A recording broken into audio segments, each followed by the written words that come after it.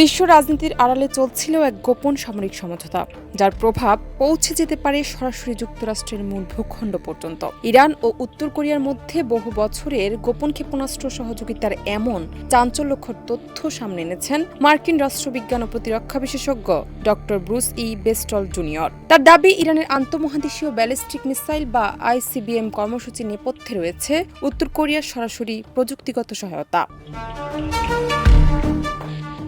বছরের পর বছর ধরে গোপনে চলা এই সামরিক পার্টনারশিপ এখন এমন এক পর্যায়ে পৌঁছেছে যা শুধু মধ্যপ্রাচ্যে নয়, বরং বৈশ্বিক নিরাপত্তার জন্য বড় হুমকি হয়ে উঠতে পারে বলে সতর্ক করেছেন বিশ্লেষকরা। ইরানের আন্তঃমহাদেশীয় ব্যালিস্টিক মিসাইল বা আইসিবিএম কর্মসূচির পেছনে রয়েছে উত্তর কোরিয়ার সরাসরি প্রযুক্তিগত সহায়তা। গবেষণায় বলা হয়েছে, 2013 সাল থেকেই পিয়ংইয়ং ইরানকে প্রায় 80 টন ওজনের রকেট বুস্টার তৈরিতে সহায়তা করে আসছে।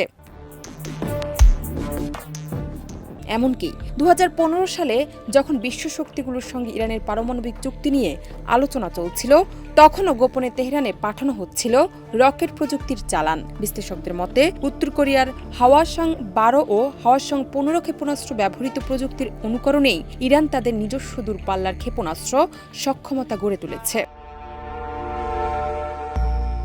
2016 সালে মার্কিন ট্রেজারি বিভাগ এই সহযোগিতার সঙ্গে জড়িত কয়েকটি কোম্পানি ও ব্যক্তির উপর নিষেধাজ্ঞা আরোপ করে। জাতিসংঘের বিশেষজ্ঞ প্যানেলের 2021 সালের রিপোর্টেও উত্তর কোরিয়া থেকে ইরানে ক্ষেপণাস্ত্র যন্ত্রাংশ সরবরাহের তথ্য উঠে আসে।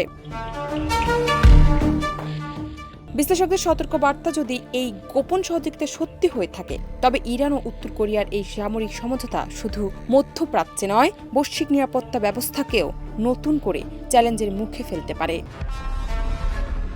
জানাত নিপু, দেশ রূপান্তর।